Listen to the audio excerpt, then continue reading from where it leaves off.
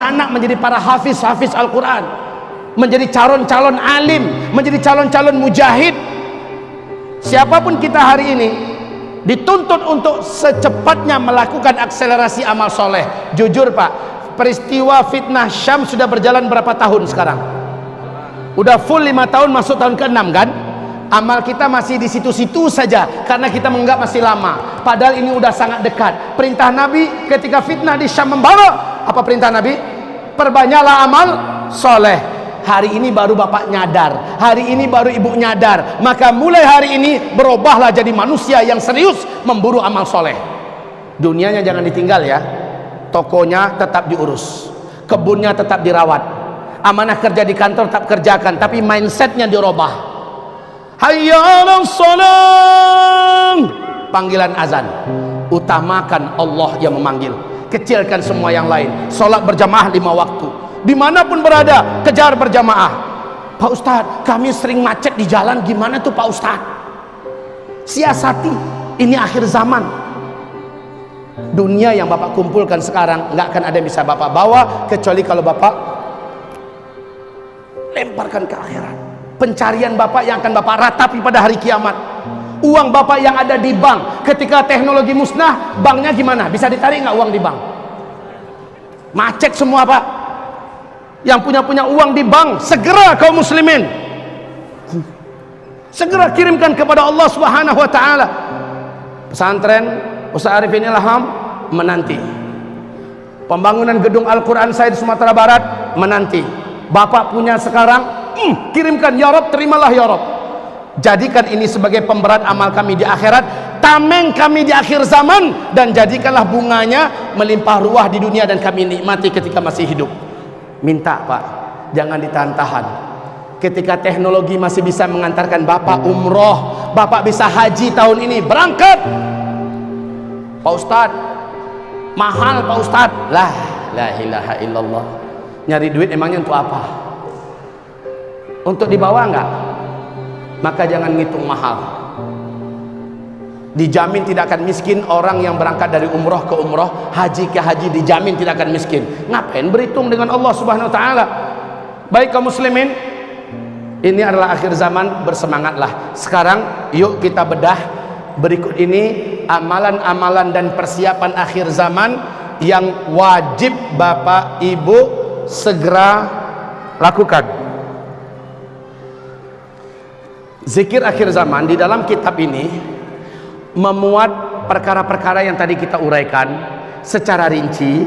Kemudian di dalamnya juga ada amalan-amalan yang diperintahkan Rasulullah sebagai antisipasi agar selamat.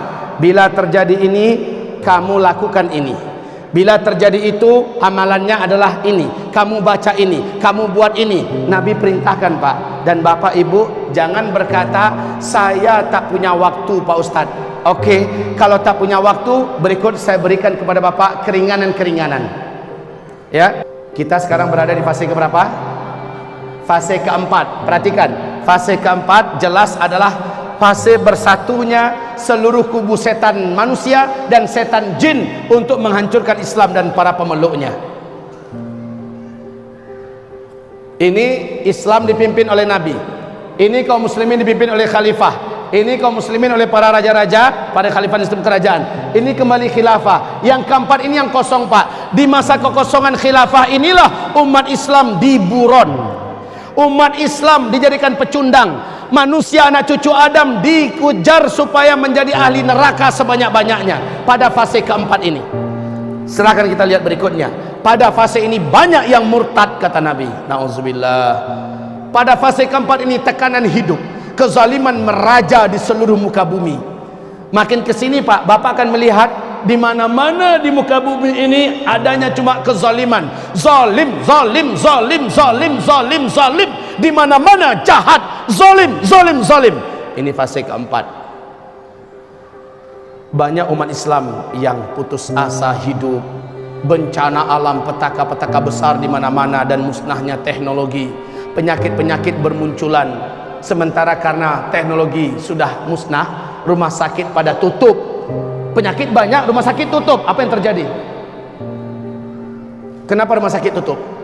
Karena nggak ada teknologi, la haula wala quwata illa billah. Nah kaum muslimin, ini kesimpulan fase keempat ya. Kelaparan dan kehausan dan makanan langka,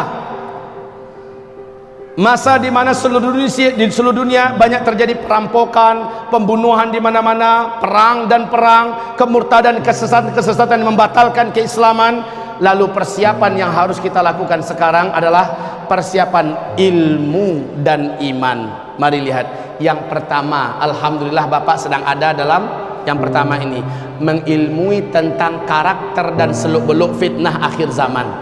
Setelah Bapak Ibu mengilmui ini, saya yakin Pak, mental Bapak Ibu setelah keluar dari majelis az-zikra ini akan berbeda.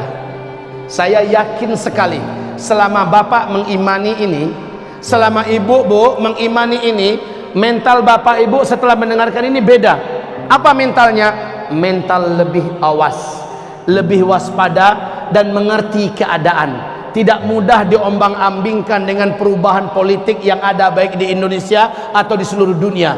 Bapak paham, memang kita di akhir zaman, memang seluruh kekacauan telah diprediksi oleh Nabi Muhammad SAW. Bahkan urutan berikutnya yang terjadi adalah ini, yang terjadi adalah ini. Kalau memang itu terjadi, Bapak sudah ingat, oh iya Ustadz pernah menyampaikan begini, iya Ustadz dulu pernah menyampaikan begini. Antisipasinya apa? Bapak Ibu juga nggak bingung. Kenapa? Udah tahu seluk-beluk dan karakter daripada akhir zaman.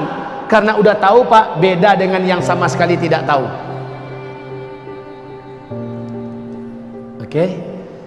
Ini yang kedua, keilmuan yang kedua, mengilmui akidah dan tauhid yang sahih sesuai dengan pemahaman generasi salaf. Pastikan kita termasuk sebagai salah seorang ahli tauhid seperti mereka.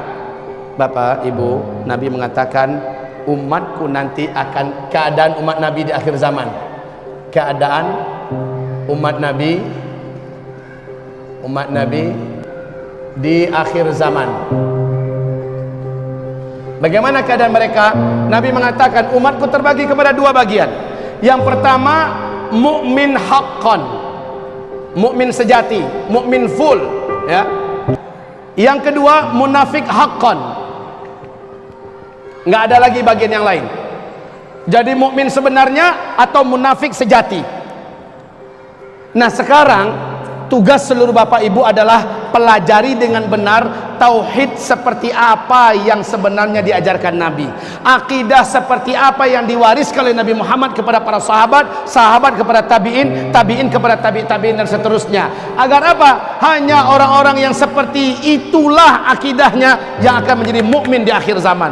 Selebihnya Pak, lihat di dalam kitab ensiklopedi akhir zaman, calon-calon penghuni neraka, calon-calon pengikut Dajjal, mereka-mereka yang punya akidah menyimpang, dan mereka masuk dalam kelompok munafik. Akidah yang menyimpang di Indonesia, oh ya Allah, segala macam jenis kesesatan tumbuh subur di Indonesia. Betul? Pemahaman yang menyimpang tumbuh subur. Media pun memberikan fasilitas kepada penyesat-penyesat umat untuk berbicara. Sementara ulama, majelis ulama, tokoh-tokoh umat hampir-hampir tidak diberi ruang. Tapi kalau Bapak mempelajari akidah yang benar, tauhid yang benar, pastikan diri kita termasuk di antara kelompok ini, Pak. Menjadi ahli tauhid di akhir zaman. Saya mohon dengan sangat kepada Bapak Ibu semua, silakan buka Google atau silakan beli kitab-kitab tauhid dan akidah yang ditulis oleh ulama Ahlus Sunnah, siapapun penulisnya. Pastikan Bapak menemukan situ 10 pembatal iman.